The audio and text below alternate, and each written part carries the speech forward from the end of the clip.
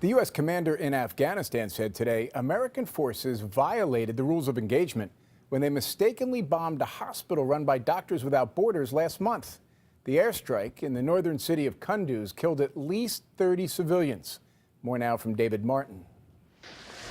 It was one of the worst accidents of the Afghan war, and it was caused by what General John Campbell described as a perfect storm of mistakes committed by America's elite special operations forces. This was a tragic but avoidable accident caused primarily by human error.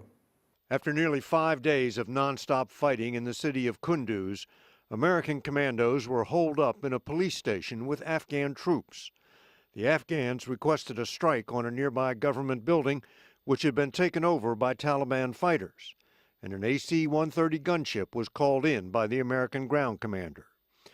The gunship was given the coordinates of the government building, but its targeting system zeroed in on an open field instead.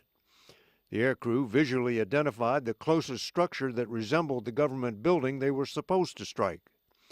They did not know it, but that building was in fact the hospital run by Doctors Without Borders. Before opening fire, the gunship provided the coordinates of the target to a command center at Bagram Airfield. The command center knew those coordinates belonged to the hospital, which was on a no-strike list. But nobody put two and two together.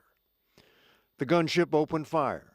Someone from Doctors Without Borders called Bagram to report the attack, but by the time the command center realized the mistake, the gunship had already ceased fire.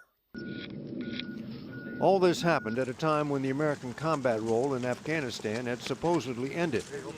And under the new rules of engagement, the American ground commander did not even have the authority to call in that strike.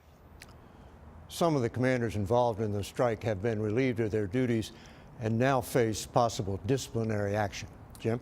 David Martin at the Pentagon, thank you.